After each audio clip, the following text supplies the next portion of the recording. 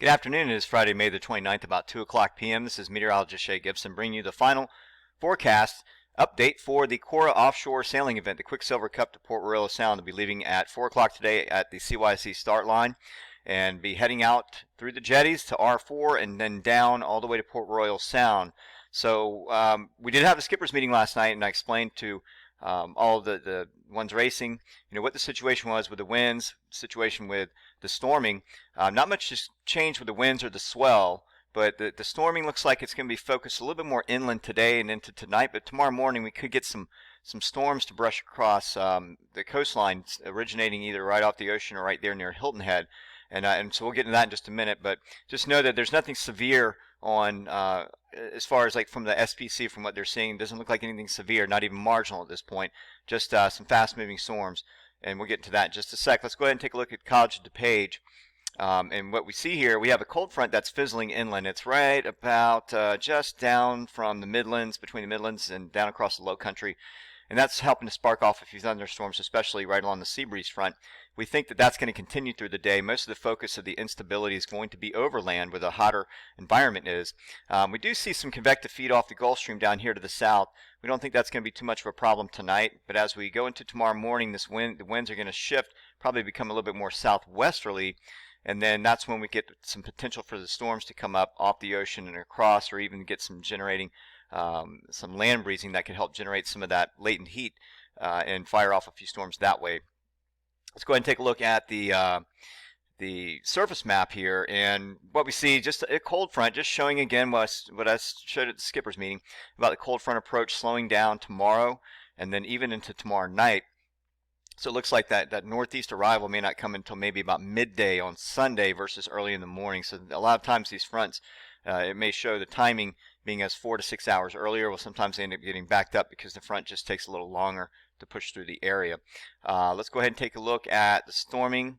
So this is the SPC for today, and it looks like the marginal region crept a little further south in the low country, but that's going to be limited to most land areas. So a lot of these are just heavy rains for some frequent lightning, not really any strong gusty winds thus far, but that's not to be ruled out near any convective cells. It just means anyways, that most of the focus of the instability again is going to be over land. Let me go ahead and take a look at day 2, and we see that the marginal outlook has migrated south to Hilton Head, and this is going to be, I think, in my opinion, this is mostly maybe some of those thunderstorms in the morning could be associated with it, but I think mostly in the daytime, as we're going to see a majority of the marginal risk for storms to occur.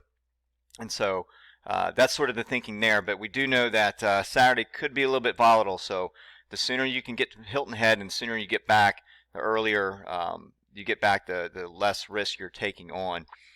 If we go ahead and take a look at data scope in the area and just a wide variety of storms all through the southeast region. We zoom in. Currently we have winds. These winds are going to be about what they are now. They're a little bit stronger. I said 10 to 14 knots along the beaches in the forecast and 11 to 15 inside the harbor. We're seeing exactly that. Maybe a little bit more along that sea breeze line along the beaches after the sea breeze front. And so even inside the harbor at Chutes Folly, we're at 12 knots, so within the 11-15 knot range, but we could see some gusting up towards 16, 17 as you head out around 4 o'clock p.m. Let's take a look at, this is the Fripp nearshore buoy reading now. The buoy is down, so it does not appear on the map. It's been down for long enough where it just doesn't even appear as an X anymore. But I am able to pull up the spot location, and we can at least pull some data from that. Now just remember that this is extrapolated information.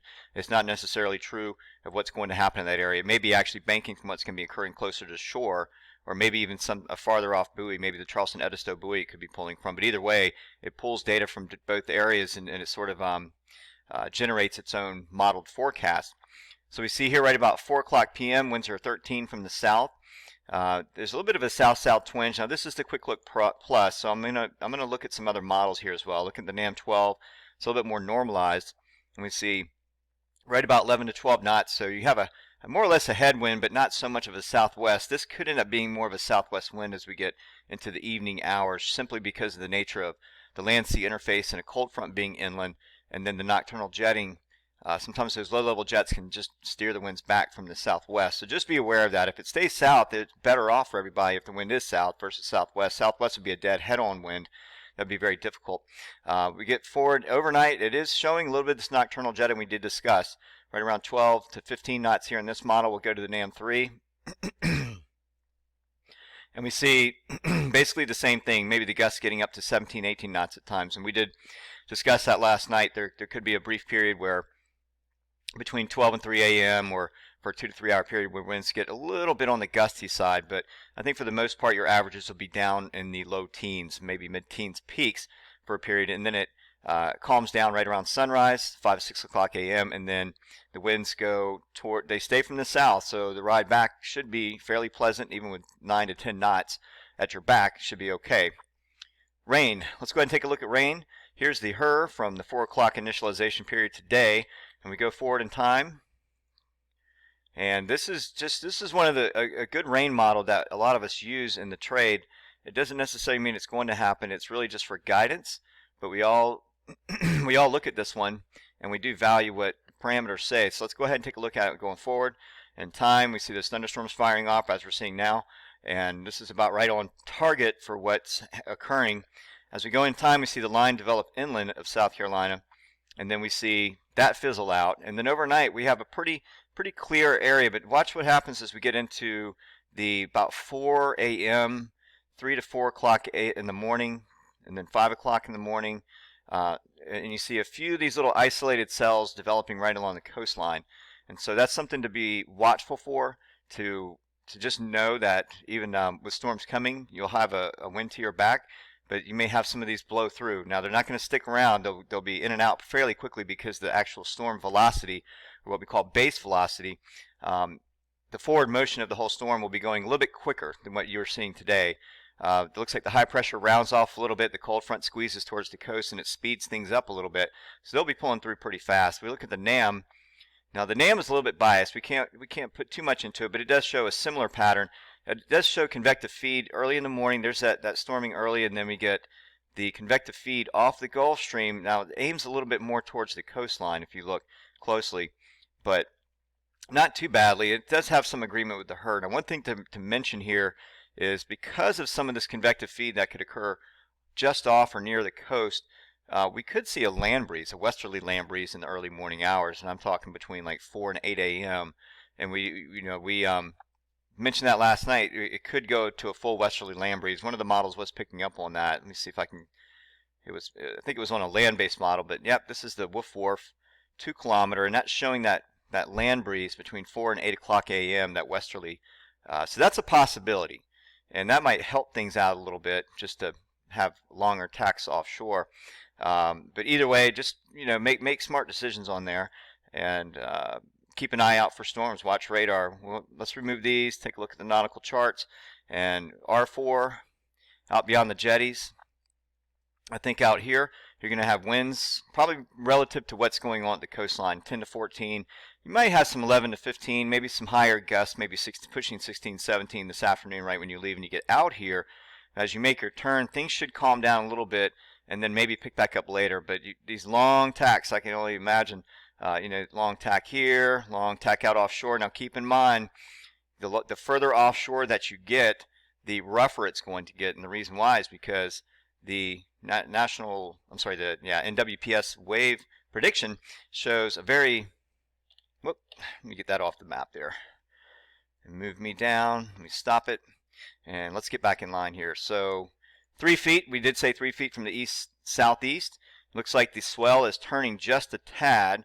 There is an invest well off in the ocean, and that may be causing a secondary swell to kind of push through the primary.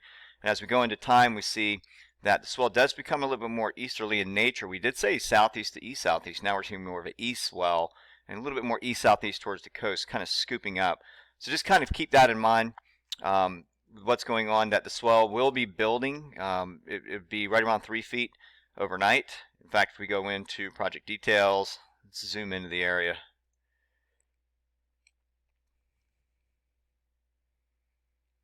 Just waiting for it to load. And let's get the Fripp nearshore buoy. This is going to be, I think, the best one to get the wave heights. And so overnight we're still right around 3 feet, and all the way through tomorrow morning as well. Now as we get into Saturday, Sunday, the swell heights start to grow a little taller. So we're right on target, pretty much in a nutshell. I think we're pretty much on target with what we discussed last night. Just watch out for those storms sometime between 3 o'clock in the morning and 8 o'clock in the morning to develop near the coastline. That would be the only concern I have. I do have the phone number to the Coast Guard. I touched base with Charles. He's going to he's already notified the Coast Guard with the race boats that are going to be in the race. I'll make any calls if anything severe looks like it's looming or it's going to be problematic for you. And with that, good luck on your race today, and I will be in touch very soon. Thank you for watching.